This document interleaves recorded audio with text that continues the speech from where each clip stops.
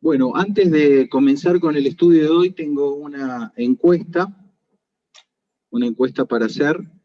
Le voy a pedir a alguien, puede ser, no sé, Adri o Camila, me dicen ustedes, quién puede tomar nota. Pueden levantar la manito y dar el número, o pueden anotar en el chat, ¿sí?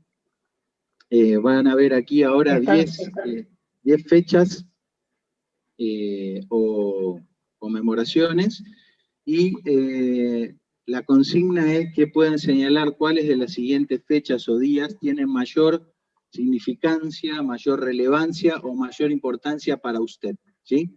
Cada uno aquí, también le voy a pedir a Santi si podés tomar nota de cuál es el número que cada uno elige, ¿ok? Anotan en el chat o con la manito lo hacen saber. De todos estos días, Día de la Madre, 14 de febrero, lunes, día domingo, 24 de diciembre, 1 de mayo, viernes de soltero. Acá hubieron varias risas, ¿sí? No les voy a decir quién fue, solamente voy a dar las iniciales. Waldo Ratti. Viernes de soltero, cumpleaños, aniversario, sábado, Día del Padre, ¿sí? Piensen rapidito, Santi, tenés que mirar para que puedas tomar nota del número que te dicen.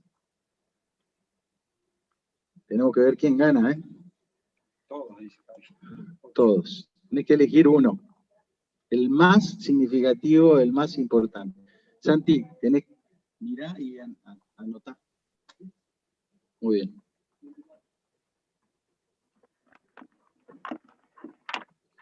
¿Ya está, Adri?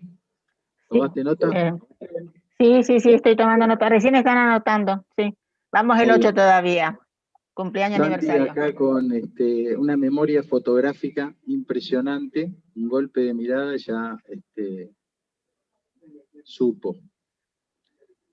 No es a ver quién gana, ¿no es cierto? No es eso, sino, bueno, realmente para vos, que estás viendo esta lista, ¿cuál puede ser más significativo para ti? ¿Sí? ¿Listo? Bueno, en un ratito, ya casi al final del mensaje, vamos a ver cuáles fueron los números que más, con los que más se sintieron identificados, ¿sí? Las fechas. Bueno, el tema para hoy lo habíamos titulado Contracultural. ¿Qué les pareció el video del programa de noticiero de ADH? ¿Sí? Bueno, bastante especial esa chiquita, ¿no? La de los tatuajes. Un artista, ¿no es cierto? Bueno, muy bien. Solo que se equivocó en la virome con la que lo hice, no se los pudo sacar más, así que quedó tatuada. Y bueno, ahí tuvimos esas miradas, ¿no? De la realidad, de diferentes lugares, diferentes ópticas, diferentes formas de ver y sentir el momento que nos toca vivir, ¿no? Y de eso un poquito se trata. Hoy vamos traje este esquema para seguir. Vamos a ver una parte teórica que va a ser la introducción, un poco extensa. Después vamos a hablar de una controversia que se presenta en relación al tema de la cultura y de las contraculturas. Vamos a ver un ejemplo concreto de Jesús. Y luego trataremos de, con la ayuda del Señor, llegar a las implicancias, o sea, qué tiene que ver todo eso con nosotros, y finalmente qué tiene que ver todo lo que vamos a ver hoy conmigo, para que nos podamos llevar una aplicación o un desafío personal. Así que comenzamos con este marco teórico, y si vamos a hablar de la contracultura, o sea, algo que va en contra de la cultura, debemos definir primero qué es cultura, ¿no es cierto? Bueno, el diccionario de la Real Academia Española dice que la cultura es el conjunto de modos de vida, de costumbres, de conocimientos, el grado de desarrollo artístico, científico, industrial en una época o en un grupo social. Otra definición dice que es el conjunto de las manifestaciones en que se expresa la vida tradicional de un pueblo. En pocas palabras y en buen criollo, cultura es todo lo que hacemos, cómo lo hacemos y dónde lo hacemos, ¿sí? En todos los órdenes de nuestra vida. Podríamos decir que es un proceso de años, no se forma una cultura, una forma de ser, de ver la vida y de vivir de un grupo de un día para el otro.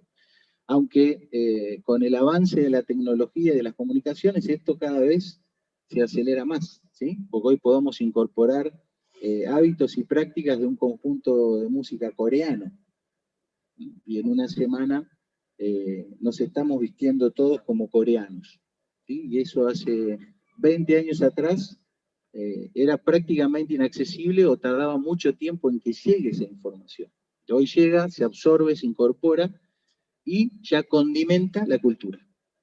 Entonces cada vez eso es más rápido. Así también sabemos que hay culturas milenarias, ¿no? Que han pasado cientos y miles de años y siguen igual. Pero podríamos decir en forma general que no es algo instantáneo y que es algo multifactorial. No tiene que ver solamente con la música, no tiene que ver solamente con lo que se enseña en las escuelas, no tiene que ver solamente con lo que se enseña en las casas o con los gobernantes, tiene que ver con todo eso. Es como una gran ensalada que tiene todo tipo de condimentos porque todo entra dentro de ese grupo de la cultura. La pregunta que les quiero hacer, y ahí pueden abrir micrófonos y opinar, así por sí o por no, por cuestiones de tiempo, es si la cultura se crea, se produce espontáneamente, o si la cultura se crea o se produce intencionalmente. ¿Qué piensan? Voy a abrir acá, sacar la pantalla, así les veo las caras, y todos nos vemos los rostros. ¿Se crea espontáneamente o se intencionalmente? Creo que son las dos cosas. Las dos cosas, claro. Las dos cosas. Hay una espontaneidad en la cultura de la gente que hace porque hace, pero a veces los sistemas tienen intenciones, los religiosos, los políticos, de crear y modificar la opinión y la vida de la gente. Muy bien. ¿Alguien más tiene otra opinión? Intencional. Intencional, dice Adriana.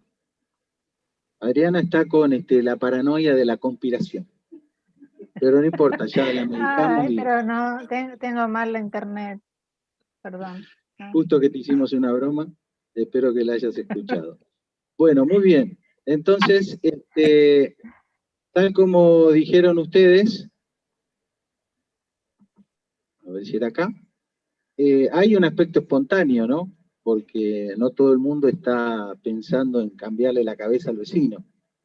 Y hay cosas que vamos heredando y que las hacemos y no sabemos por qué las hacemos, ya viene de antaño. Pero también hay una intencionalidad. Eso se llama, técnicamente, ¿alguien sabe cómo se llama? Eso de influenciar deliberadamente o intencionalmente la cultura.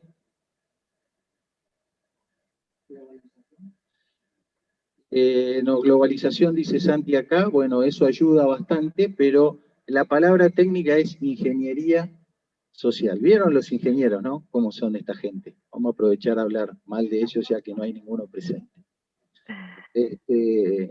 Ellos participan en todo el proceso, ¿no? De la materia, el desarrollo, la elaboración, la transformación, la ejecución de las cosas y la distribución. Eso es todo lo que tiene que ver con la ingeniería. Bueno, eso se puede hacer con materias primas, como puede ser un animal, un vegetal, un mineral, pero también se puede hacer con las personas. Entonces, hay formas de manipular la cultura de la gente. Y como dijimos, con el avance tecnológico eso cada vez es más fácil, más potente y más rápido. Entonces, si esto está sucediendo y ha sucedido anteriormente, viene ahora la pregunta. ¿Existe alguna cultura con la ingeniería de Dios? ¿Podríamos llegar a decir que Dios es un ingeniero social, es decir, es una persona que ha diseñado, moldeado, estructurado e impartido algún tipo de cultura? Sí, no. Sí. Sí, dice. Acá otra persona dice que no. Acá otra dama dice que no. Bueno, están divididas las opiniones. Bueno, ¿qué les parece si volvemos a la definición? Y dijimos que cultura tiene que ver con nuestro modo de vida, con nuestras costumbres, o con las manifestaciones, y cómo hacemos las cosas, y cómo expresamos la vida. Podríamos llegar a la conclusión de que Dios es, por excelencia, un ingeniero social que ha diseñado un estilo de vida. Observen.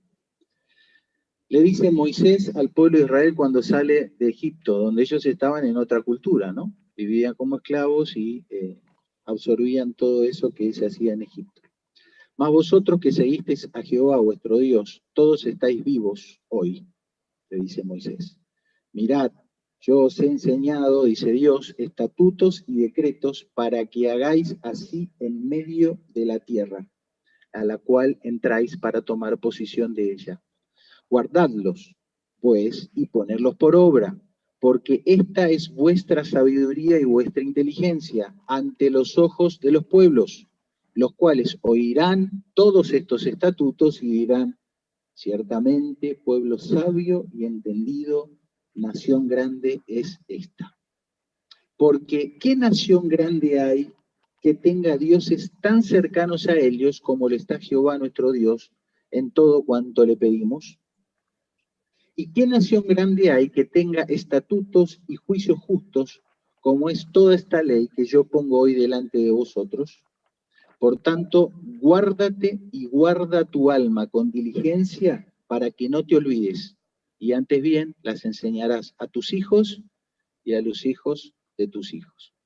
Esta declaración y estos estatutos fueron dados al pueblo de Dios cuando todavía eran un conjunto de beduinos caminando por el desierto con lo opuesto, habían salido de cientos de años de esclavitud e iban hacia un lugar a instalarse para ser verdaderamente una nación con un territorio y demás. No tenían nada de eso todavía, pero ya tenían un conjunto de estatutos y juicios justos que iban a moldear la vida de este pueblo en todas las áreas. Por eso podríamos decir que en parte Dios, como un ingeniero social, diseñó una forma de ser de un pueblo determinado para que fueran conforme al diseño de él. Y de hecho la consigna era que sean conforme al diseño de él y que no se parecieran en nada a otros pueblos. Era un sello distintivo. Bueno, ustedes dicen, bueno, esto fue Moisés, 1500 años antes de Cristo.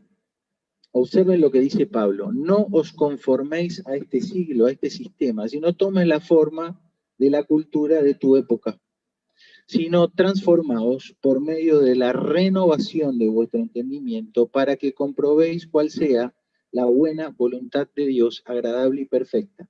No seas vencido de lo malo, sino vence con el bien el mal. ¿De dónde esta gente que leía esta palabra iba a saber qué era lo bueno y qué era lo malo? ¿De dónde iban a saber ellos cómo transformarse para no tomar la forma, el molde del sistema de vida de ese momento y de ese lugar donde Pablo les escribía? ¿De dónde? De la misma fuente teórica de donde la habían tomado sus antecesores. De esos estatutos y decretos, de esos juicios justos que Dios había dado en su momento cuando diseñó ese estilo de vida, esa forma de vida, podríamos decir, esa cultura, una cultura de Dios. Pablo le dice a otro de sus discípulos, persiste tú en lo que has aprendido y te persuadiste, te convenciste. Sigue, ¿no? Voy resumiendo. Las Sagradas Escrituras, las cuales te pueden hacer sabio. toda escritura es inspirada por Dios y útil para enseñar, para redarguir o convencer, para corregir, para instruir en justicia, a fin de que el hombre de Dios sea perfecto o maduro, enteramente preparado para toda buena obra. Si vos en vez de poner toda buena obra ponés para la cultura, para toda cultura, ¿no? Cuadra, porque a eso nos referimos cuando hablamos de cultura. Entonces, podríamos decir hasta acá que hay una fuente teórica, un conjunto de normas, formas, a partir de la cual una persona que quiera tomar la cultura de Dios lo puede hacer. Tiene de dónde buscar, dónde mirar, ¿sí? Algunos de nosotros que hemos podido hacer viajes transculturales, ya sea a otro continente o ya sea cruzando acá al Paraguay, ¿no? En muchas cosas somos parecidos, pero si viene alguien un poquito más del sur de Buenos Aires, ya esto le parece realmente otra cultura. Entonces, si vos haces esa experiencia, ves la diferencia y ves la fuente y bueno, se nota el contraste. Bueno, si uno quisiera hacer la experiencia, decir, bueno, ¿cómo es la cultura de Dios? ¿A dónde va a mirar? Tiene que mirar aquí, donde dice 2 Timoteo 3:14 al 16, en las Sagradas Escrituras. Porque eso ya se escribió y ya se diseñó eso así. Muy bien. Fíjense qué interesante, porque uno puede decir, bueno, pero no puede ser tan así, ¿no? Y hace un tiempo hablábamos con una persona que argumentaba en favor de este concepto de una cultura de Dios y ponía la situación opuesta. Dice, bueno, imagínate que vos tengas un semáforo multicolor, ¿sí? Con toda la gama de color. Llegás a la esquina y te encontrás que la luz que está prendida es fucsia. No vas a saber qué hacer, ¿no? ¿Qué hago? Freno, me bajo el auto, cambio la rueda, ¿qué significará el fucsia? Avanzo, ¿sí? O llegás a la esquina y están los 3 colores tradicionales, pero como este semáforo, están las 3 prendidas a la vez. Entonces, indudablemente, un conjunto, un marco de teoría, un conjunto de cuestiones no relativas, sino absolutas, permiten ordenar y tomar conducta, así como lo hace el semáforo. Un relativismo total donde todo puede ser, bueno, es una cultura, pero no es la cultura de Dios. A lo largo de la historia, muchos grupos religiosos de todas las formas, colores y tamaños ha querido adjudicarse como que ellos son los dueños o los preservadores o los representantes de esa cultura de Dios. Pero ninguno de ellos ha podido ni podrá estar a la altura de las circunstancias. ¿Por qué decimos esto? Fíjense, porque la gracia de Dios se ha manifestado para salvación a todos los hombres, enseñándonos que renunciando a la impiedad y a los deseos mundanos, vivamos en este siglo sobria, justa y piadosamente. Nuevamente, para definir estos conceptos que serían parte de la cultura, hay que ir a la fuente que es la misma Biblia. Aguardando la esperanza bienaventurada y la manifestación gloriosa de nuestro gran Dios y Salvador Jesucristo, quien se dio a sí mismo por nosotros, para redimirnos o comprarnos de toda iniquidad, fíjense, y purificar para sí un pueblo propio, celoso o fervoroso, eso es lo que significa, no de celo enfermizo de conflicto, sino fervoroso, de buenas obras. Este pasaje nos dice que independientemente de los grupos religiosos que han pretendido decir, bueno, nosotros enseñamos la cultura de Dios, ¿no? O vengan acá, vengan a nuestro templo, vengan a nuestra denominación, que acá está la verdad de la milanesa. La Biblia nos dice que Dios, por su gracia, ha invitado a acceder a la salvación, ¿a quién? A todos los hombres, y que por los méritos de Cristo en su muerte vicaria, es decir, una muerte que compra y reemplaza al pecador, cualquier persona pueda ser purificada por los méritos de Cristo y pasar a formar parte de un pueblo propio, o sea, un pueblo que le pertenece a Dios mismo, ¿sí? A Cristo, fervoroso de buenas obras, es decir, fervoroso de la cultura de Dios.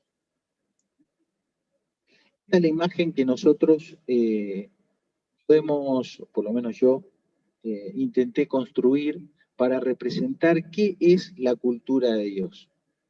La cultura de Dios es un conjunto de personas de toda lengua y nación, sin importancia de sexo, ni de raza, ni de condición social, que se reúnen detrás de un único y exclusivo líder que establece por sus méritos y por sus aptitudes la línea a seguir, el estilo a seguir, que marca la cultura, ¿sí? Hoy en día están muy de moda los influencers, ¿sí? Antonio es un gran seguidor de todos los influencers en YouTube. Me está mirando, no sabe ni de qué le estoy hablando.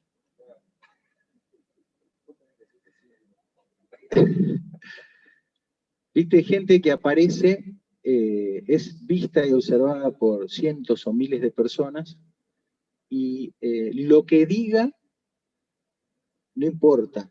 Lo importante es cuánta gente lo sigue, ¿no?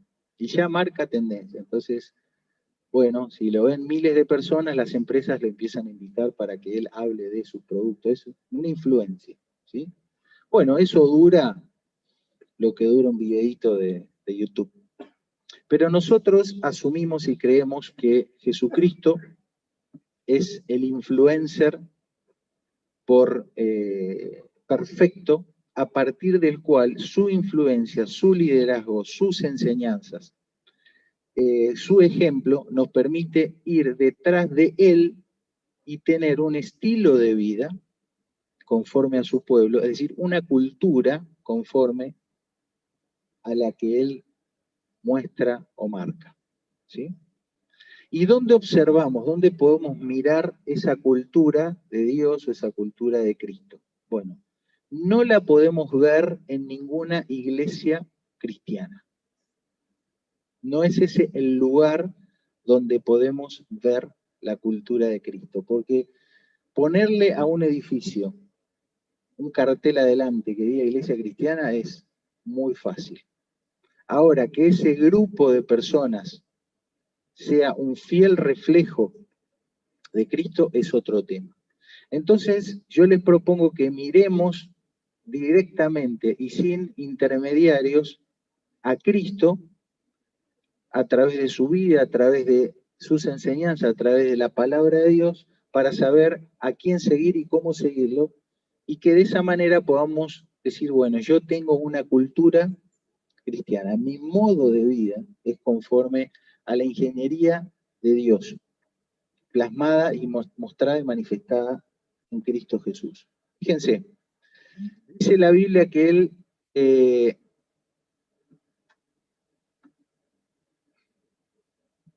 como dijimos, nos salvó y nos llamó con llamamiento santo. Es decir, como alguien que te dice, vení para acá y está conmigo, quédate conmigo. Eso es un llamamiento santo. Porque es ser llamados para ser separados aparte para Él. Pablo lo dice en otros términos, la paz de Dios gobierne otra vez, ¿sí? Todo lo que tiene que ver con la cultura, la forma de ser, gobierne en vuestros corazones, la palabra de Cristo more en abundancia en vosotros, enseñándoos y exhortándoos unos a otros, ¿con qué? Con la palabra de Cristo, ¿no? En toda sabiduría, y todo lo que hacéis, podríamos poner entre paréntesis, o sea, tu cultura, sea de palabra o de hecho, hacerlo todo en el nombre del Señor Jesús. Hacer algo en el nombre del Señor Jesús no es decir, lo hago en el nombre del Señor Jesús.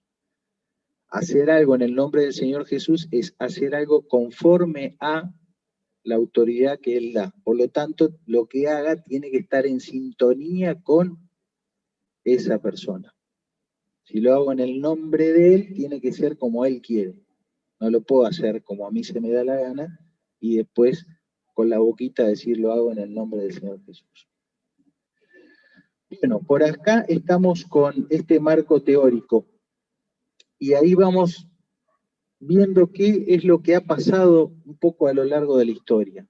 O hasta acá todo el mundo, por lo menos aquí a lo que estoy viendo, hacen así con la cabecita, ¿no? Como que estamos todos de acuerdo. Pero ¿qué ha pasado a lo largo de la historia? Ha habido distorsiones acerca de quién es Jesús, qué es Jesús y qué son sus enseñanzas y qué es lo que Él nos dice. Entonces estamos ahí, todas las ovejitas, supuestamente somos todos cristianos porque vamos siguiendo a Cristo, pero hay una distorsión de todas las formas y colores. Una distorsión, por ejemplo, respecto a su imagen. Todos tenemos, los que tenemos más de 30, cuando te viene a la mente la imagen de Jesús, te viene la cara del actor de la famosa película Jesús, que era de rasgo europeo, ¿no? Nariz aguileña, ojos azules, tez blanca. Entonces una distorsión que va desde cuál es la cara que él tiene o podría tener, pasando por la distorsión que implica adjudicarle a Jesús y a otros referentes religiosos, como puede ser su madre, o los famosos padres de la iglesia, o el pastor no sé quién, o el profeta no sé cuánto, personas que a la altura de él comparten gloria, autoridad y poder en determinados grupos religiosos cristianos, entre comillas. Un Jesús distorsionado que ha llevado al día de la fecha a asumir que él podría haber sido gay. Un Jesús distorsionado que se lo contamina con cuestiones del materialismo, del dinero y del evangelio de la prosperidad. Un Jesús distorsionado que mucha gente lo conoció a partir de una novela hecha por un hombre con una fantasía impresionante, y que muchos toman los libros de este hombre, del Código Da Vinci y demás, como si fuera información científica, validada arqueológicamente. Un Jesús distorsionado que muchos lo toman como un revolucionario a la altura del Che Guevara. Nada de esto es lo que verdaderamente Jesucristo fue, dijo e hizo. Terminado con esto, pasamos rápidamente a la controversia que traigo para ustedes. Supongamos que asumimos que la Biblia va a ser nuestro filtro y nuestro punto de referencia para diseñar una cultura, ¿sí? Lo que dijimos hasta ahora. Y que también, a partir de lo que la Biblia dice, yo puedo mirar mi entorno cultural actual, ¿sí? Las otras culturas que convivimos en un mismo lugar, y decimos, bueno, a ver, en base a lo que dice la Biblia, yo voy a tomar una referencia. La pregunta es, ¿qué aspectos de la cultura de mi entorno sí puedo incorporar? ¿Qué aspectos de la cultura de mi entorno sí puedo incorporar? Y otra pregunta controversial, ¿qué parte de la Biblia aplico? Porque eso que leímos de Deuteronomio se escribió hace 3.500 años. Se dan cuenta que estaban en la edad de hierro ellos. Y hoy en día volamos al espacio. ¿Es posible que esa cultura que Dios dijo ahí, justos juicios, se aplique hoy al siglo XXI? Bueno, lo que podemos decir es que la cultura de la Biblia es la estructura, es la mampostería que le da sostén al edificio cultural que vos o yo podemos decidir tener. Y que obviamente después va a haber un montón de otros aspectos que van a ser incorporados a partir del momento en que nos toca vivir, ¿sí? Un momento muy diferente al que vivió el pueblo de Israel en el desierto. Pero asumimos que las verdades de Dios, esos justos juicios de Dios, van a ser como una mampostería de un edificio que es siempre igual. ¿Vos querés que un edificio no se caiga? Bueno, tiene ciertas condiciones, ¿no? Los cimientos, tamaño del hierro y demás, si no, se derrumba. Bueno, de la misma manera, las verdades de Dios, los justos juicios de Dios, el diseño cultural de Dios, la palabra de Cristo, tiene que ser la estructura del edificio tuyo y mío si es que queremos vivir en la cultura de Dios. Y después va a haber un montón de cuestiones complementarias que van a ir cambiando con el paso del tiempo y las circunstancias. Entonces podríamos decir que los aspectos de la cultura de mi entorno que puedo incorporar son aquellos que no contradigan directa o indirectamente los fundamentos bíblicos. ¿Sí? Los aspectos de la cultura de hoy, de tu entorno, que podemos incorporar, son aquellos que no contradigan directa o indirectamente los fundamentos bíblicos. Entonces, asumimos que las Sagradas Escrituras son ese filtro a través del cual yo voy a mirar todo lo que pasa en mi entorno, para decidir si eso lo incorporo o no a mi estilo de vida, para tratar de preservarme con un estilo de vida, una cultura, un modo de ser y de hacer conforme a los lineamientos de Dios y el ejemplo de Jesucristo. Esto me lleva a otra pregunta, ¿no? ¿Qué parte de la Biblia aplicó? ¿Qué parte de la Biblia? ¿Toda la Biblia? ¿El Antiguo Testamento? ¿El Nuevo Testamento? ¿O hago una adaptación? ¿Qué hacemos? Bueno, alguien podría decir, el Antiguo Testamento tiene que ver con los judíos. Yo no soy judío, o sea que esa parte no es para mí. El Nuevo Testamento tiene que ver con Jesucristo. Y yo soy un cristiano, soy un seguidor de Jesús. O sea que me quedo con el Nuevo Testamento. ¿Sí? Pero entonces viene el problema. Si el Antiguo Testamento y el Nuevo Testamento son para grupos diferentes de personas, entonces Dios diseñó dos culturas, una judía y otra cristiana. ¿Es así? Es un problema eso. Pero el problema se agrava, porque si Jesús era judío, y él respetó al 100% las enseñanzas del Antiguo Testamento, y jamás enseñó algo diferente a lo que ya estaba establecido en el Antiguo Testamento, entonces, ¿qué hago? ¿A dónde miro? ¿Dónde tomo la referencia? Otro problema, ¿por qué Jesús tuvo tantas discusiones y controversias con los líderes judíos de su tiempo?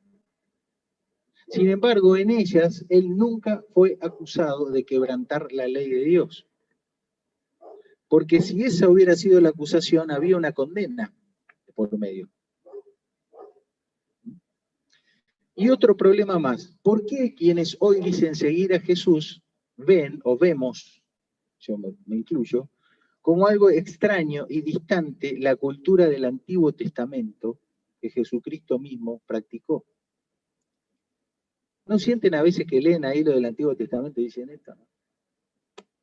Esto para los judíos no tiene nada que ver conmigo.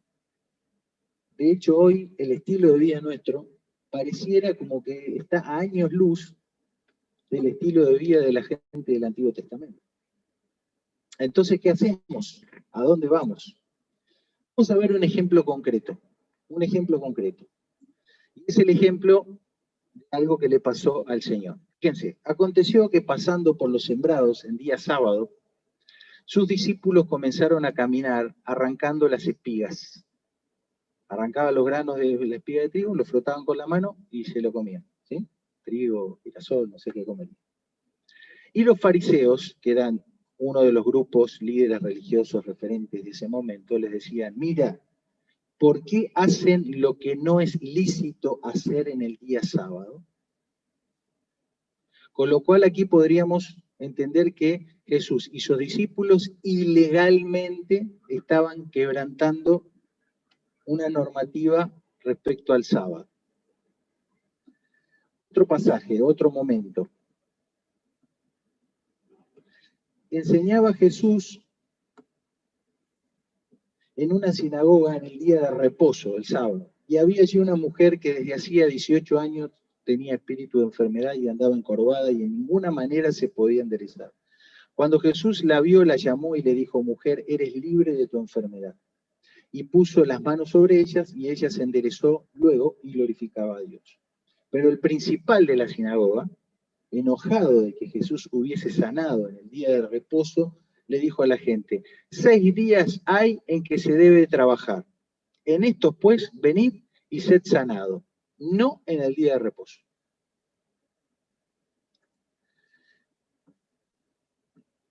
Última. Cuando Jesús lo vio acostado, un paralítico, y supo que llevaba allí mucho tiempo, le dijo, ¿quieres ser sano? Y después le dijo, levántate, toma tu lecho y anda. Al instante aquel hombre fue sanado, tomó su lecho y anduvo. Y era día de reposo aquel día. Entonces los judíos dijeron a aquel que había sido sanado, es día de reposo, no te es lícito llevar tu lecho. Él le respondió, el que me sanó, él mismo me dijo, toma tu lecho y anda. En todos estos pasajes pareciera como que Jesús quebrantó la normativa, las leyes de la observancia del sábado. Vamos a mirar un poquito qué es esto del sábado o día de reposo. El nombre sería Shabbat.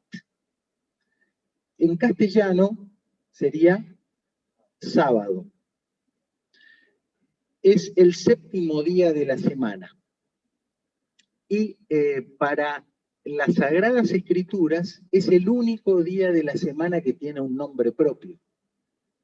¿Sí? El lunes no existe en la Biblia. El miércoles no existe. Buscá miércoles en la Biblia, no lo vas a encontrar. ¿Sí? Y el domingo tampoco existe. El único día que tiene un nombre propio es el sábado, el Shabbat. ¿Cuándo empieza el sábado? Desde el atardecer del viernes al atardecer de nuestro sábado, ¿sí? Porque el día se empieza a contar así en la Biblia. Ahí ya hay una pista para los que están haciendo el taller de estudio bíblico. El primer día de la semana, en la Biblia se llama así, el primer día de la semana. ¿Y nosotros cómo le decimos?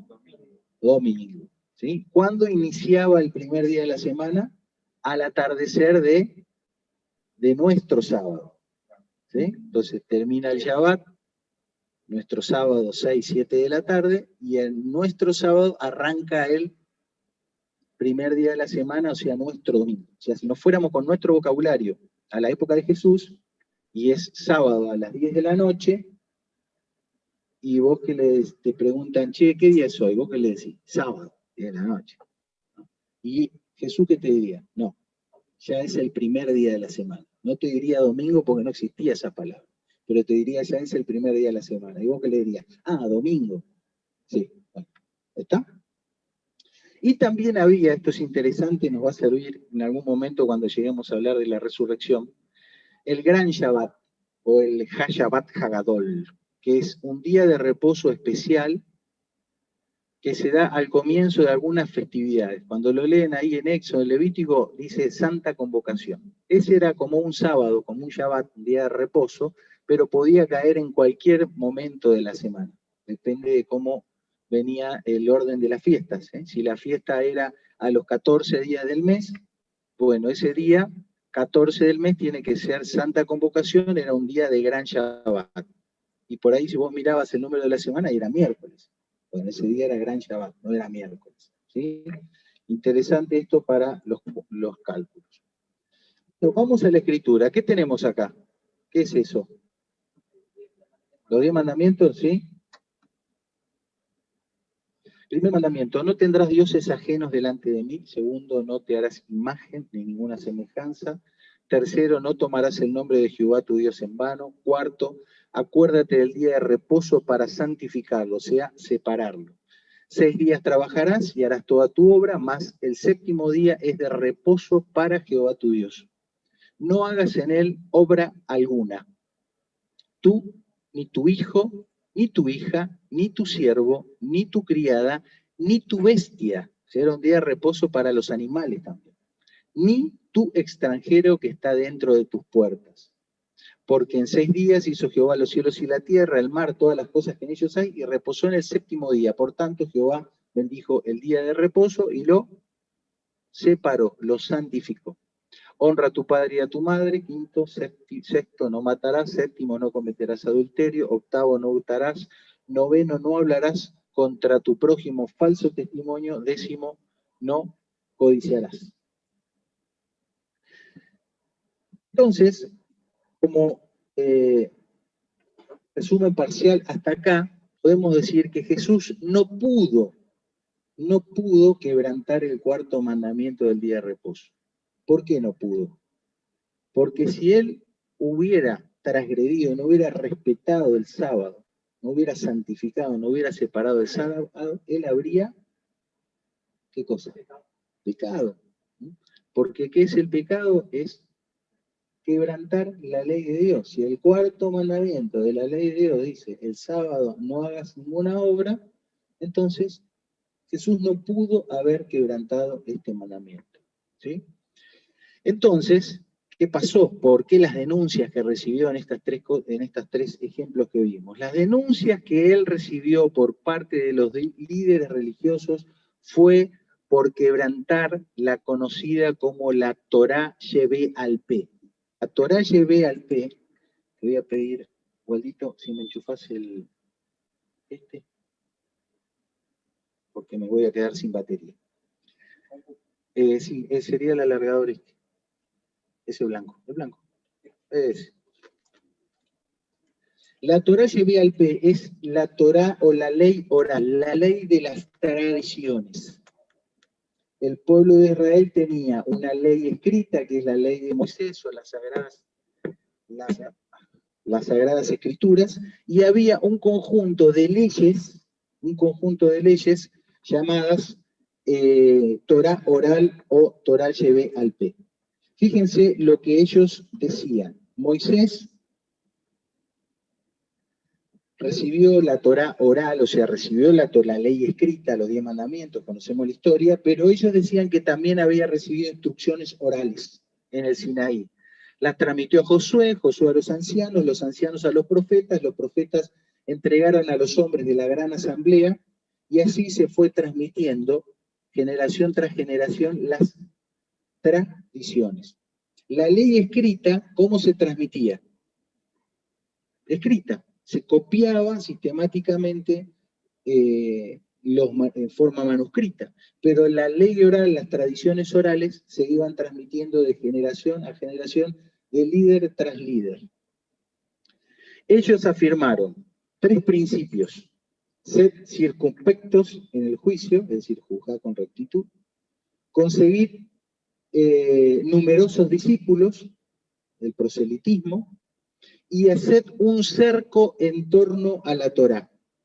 La ley escrita eran los mandamientos de Moisés, y todas las otras tradiciones conocidas como Torá oral o las tradiciones de los ancianos conformaban una especie de cerca alrededor de la ley de Moisés. Es decir, que vos tenías una serie de regulaciones que si vos la transgredías, lo próximo que venía era transgredir la ley, las leyes escritas. Eran un cerco alrededor del cerco. Eso había generado una cantidad de regulaciones impresionantes que ordenaban toda la vida y el hacer del pueblo de Israel. Es decir, una cultura. Pero ya no era una cultura con la ingeniería de Dios plasmada en las Sagradas Escrituras. Era una cultura de la religión judía de su tiempo. Y ahí el gran desafío era ver qué es hacer obras, porque el mandamiento era ese día no hacer ninguna obra. ¿Y qué es hacer una obra? Y bueno, hacer una obra puede ser, si vos sos sastre, ¿qué usás para trabajar? Aguja, ¿no? Entonces, si vos el día de reposo salías con una aguja en el bolsillo, estabas transportando tus herramientas de trabajo. Está prohibido eso. Es pecado. Estás quebrantando la Torá oral. ¿Sí? ¿Y qué es hacer una obra? Y bueno, caminar es una obra, pero no puedo quedar sentado en una silla todo el sábado. Bueno, entonces podés dar determinada cantidad de pasos, que lo tenés que contar, y si das más pasos de esos, ya vas a estar quebrantando el día de reposo, el Shabbat. Eso es una ley, es una normativa de la Torá oral, de las tradiciones. Y es ese tipo de infracciones las que Jesús cometió. Podríamos representar en este gráfico esto así: la Torá, la ley escrita, las sagradas escrituras, la ingeniería social que Dios determinó en su palabra, los justos juicios, la normativa para que vos y yo, y en aquella época el pueblo de Israel, pudiese vivir conforme a la cultura de Dios, eran leyes simples y accesibles para que el hombre pudiera vivirlas, para que pudiera andar en la cultura de Dios. Pero el sistema religioso de su época trastornó esto incorporando una cantidad impresionante de regulaciones y normativas que deterioraron y le complicaron la vida a la gente. Y el sistema se retroalimentaba constantemente, porque si yo, por olvidarme una aguja en el bolsillo, quebrantaba la ley de Dios, ¿qué tenía que hacer? Pagar una penitencia y llevar un animal al templo. ¿Se dan cuenta que mientras más regulaciones hay, más multa pago? ¿Les suena familiar eso? No es nuevo esto. No es nuevo. Y es lo que sucede con todos los sistemas religiosos. Tienen cautivo a sus fieles en una cantidad de regulaciones que lo único que hacen es marcarle la caída en cantidad de cosas que lo obligan a estar ahí, devolviendo, pagando, compensando, redimiendo. Fíjense lo que Jesús le dijo a esta gente: hipócritas, este pueblo de labios me honra, mas su corazón está lejos de mí, pues en vano me honran, enseñando como doctrinas mandamientos de hombres. Enseñando como doctrinas bíblicas mandamientos de hombres. Porque dejando el mandamiento de Dios, ¿qué cosa? Os aferráis a la tradición de los hombres. Les decía también, bien invalidáis el mandamiento de Dios para guardar vuestra tradición. O sea, ellos estaban dispuestos a invalidar la ley escrita de Moisés y darle prioridad a la tradición. No. Resumo ahí abajo: al decir estas cosas se avergonzaban todos sus adversarios. Ninguno tenía posibilidad de refutar a Jesús, cuando él en su forma de vivir, en su estilo de vivir, cumplía las sagradas escrituras, obedecía los mandamientos de Dios, pero muchas veces pareciera que a veces hasta a propósito quebrantaba las tradiciones de los hombres para poner en evidencia un sistema que de labios honraba a Dios, pero que en su corazón estaban lejos de Dios, dando prioridad a las tradiciones antes que a los hombres. Esto es lo que puede hacer un conjunto de tradiciones en la vida de una persona. ¿Te imaginas a este hombre queriendo hacer una vida normal, excepto que sea chipero, ¿no? Y que domine el arte de llevar cosas así en la cabeza, o las paraguayas que bailan con las botellas? Pero la mayoría de nosotros estaríamos limitados a llevar una vida normal porque tenemos eso ahí que no nos deja movernos. ¿Sí? En cambio, la palabra de Dios se constituye en una luz que ensancha nuestros caminos. Nos ilumina de tal manera que podemos andar con seguridad en los estatutos de Dios, en los estatutos de Dios. Y este es el camino que Jesús ofrece. Jesús vivió en obediencia a cada mandamiento de Dios, cohabitó en medio de una cultura religiosa y ritualista con mandatos tradicionales antiquísimos, pero estuvo dispuesto a romper con ella cuando las mismas obstaculizaban la aplicación de los mandamientos de Dios, y pagó el precio por semejante compromiso. No hallamos ningún mandamiento en los evangelios o en las cartas del Nuevo Testamento de hacer algo distinto a lo que Jesús hizo. Tenemos que hacer lo mismo que Jesús hizo. ¿Ya se imaginan las implicancias de esto, no? Voy a mover un poco ahí el avispero porque se me fue la hora, pero en 5 minutos termino. La observancia del Shabbat es el único de los 10 mandamientos que los movimientos cristianos han modificado. Lo hemos o abolido, o reemplazado, o adaptado. Y vos podés escuchar diferentes motivos de por qué sucedió esto. Los motivos, ¿cuál imagen les parece que explica los motivos por el cual se ha cambiado el mandamiento?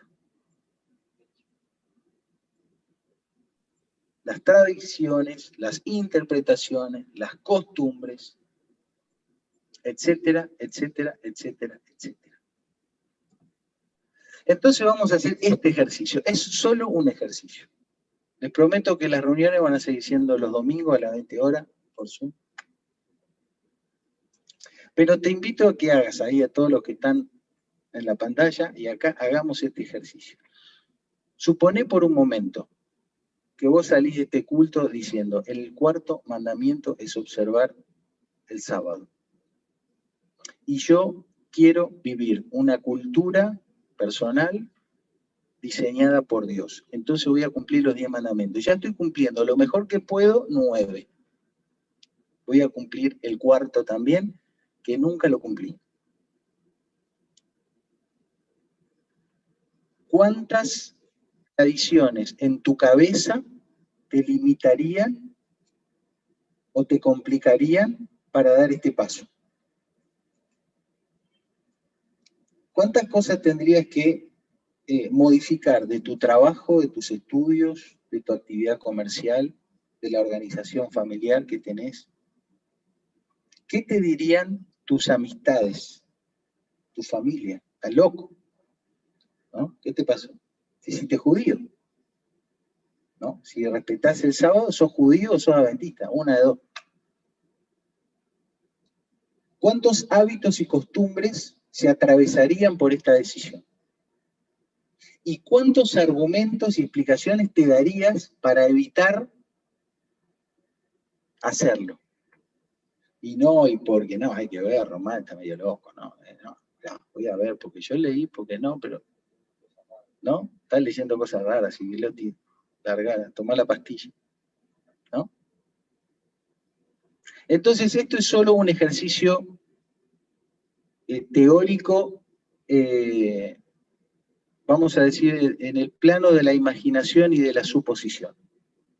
Porque entrar a hacer un análisis de la observancia del Shabbat es un tema realmente grande y no es el objetivo de este estudio. El objetivo de este estudio es decir, cuánto de la cultura que yo observo cada día, cuánto de mi forma y de mi estilo de vida se alinea con la palabra de Dios, con las Sagradas Escrituras, con el diseño de la ingeniería de Dios, y cuánto pertenece a las tradiciones mías, o de mi entorno, o de mi familia. ¿Cuánto hay de cada cosa? Porque ese fue el ejercicio que hizo Jesús en esa época. ¿Te crees que cuando veía a los discípulos agarrar las espigas y desgranarlas con las manos, no pensó, ¿qué es esto? ¿Es trabajo esto? ¿Lo pueden hacer? ¿Es día de reposo? Él hizo el ejercicio. Y también hizo el ejercicio de decir, ¿y qué van a decir todos estos fariseos que nos están viendo hacer esto? ¿Qué va a pasar cuando salgamos del campito y nos encontremos cara a cara con toda esta gente? Hizo el ejercicio y tomó la decisión. Entonces, la idea es que nosotros hagamos lo mismo. Cierro con 2 preguntas. ¿Cuántos mandamientos? Olvídate del Shabbat, ¿sí? ¿O no? Pero saquémoslo del protagonismo de la escena porque no lo tiene en este estudio, ¿sí? Fue un ejemplo, dijimos que iba a ser un ejemplo práctico. La pregunta es la siguiente: ¿cuántos de los mandamientos de la palabra de Dios he anulado, he adaptado a mi conveniencia, he diluido, he ignorado, he menospreciado o he olvidado intencionalmente porque me molestan o me incomodan o me hacen parecer raro ante la gente que está a mi alrededor, o porque nadie los hace y nadie los respeta, entonces voy a ser yo el único gil que lo va a hacer, o simplemente porque sin hacer ningún tipo de análisis he aceptado que eso no tiene nada que ver conmigo. ¿Cuántos mandamientos de la palabra de Dios he hecho eso? Bueno, si los he hecho con muchos, estoy muy lejos del diseño de la ingeniería de Dios para esa cultura que Él quiere que yo tenga como parte de su pueblo. Y si son pocos, bueno, será cuestión de seguir revisando. La segunda y la última pregunta es, ¿cuántas tradiciones, costumbres, festividades y usanzas no bíblicas, o escuchen, antibíblicas, he abrazado, he incorporado y he naturalizado? Si ya son naturales en mí, las considero normales, buenas, que no son malas e incluso que hasta pueden ser recomendables. ¿Nos podés decir, Adri, la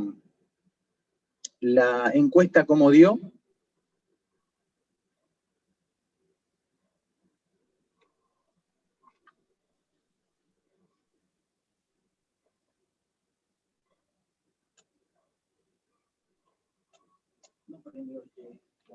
Hola, ¿se escucha o no?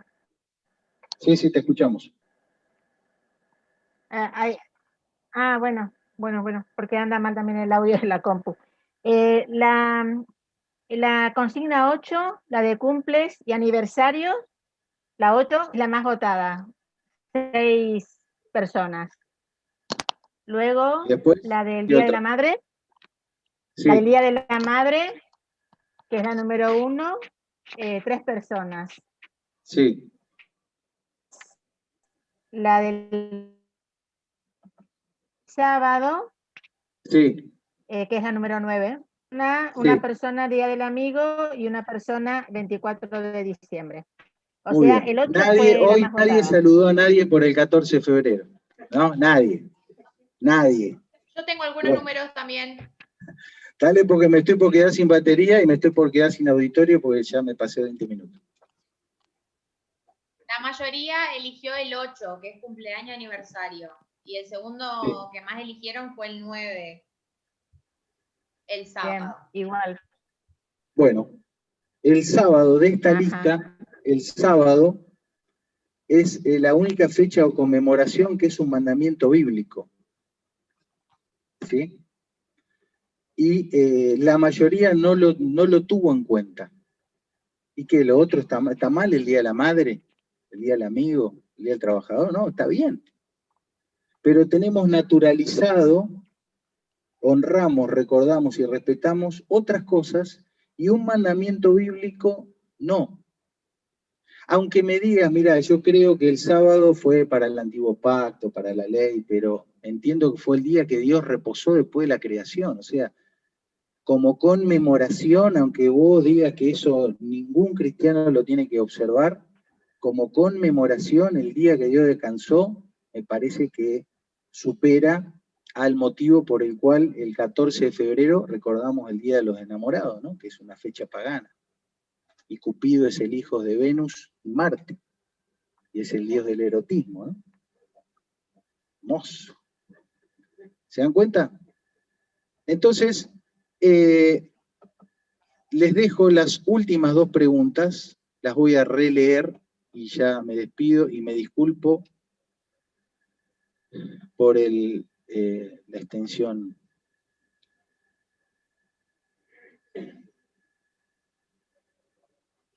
Bueno. ¿Cuántos de los mandamientos de la palabra de Dios he anulado, adaptado, diluido, ignorado, menospreciado u olvidado porque me molestan, porque me incomodan, porque me hacen parecer raro, porque nadie lo hace ni respeta o simplemente sin mediar análisis porque he aceptado que eso no tiene nada que ver conmigo? ¿Y cuántas de las tradiciones, costumbres, festividades, usanzas no bíblicas o antibíblicas, he abrazado, incorporado y naturalizado como normales, buenas, no malas y o recomendables.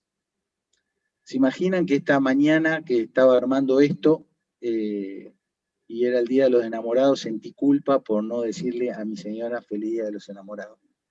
Pero no se lo dije.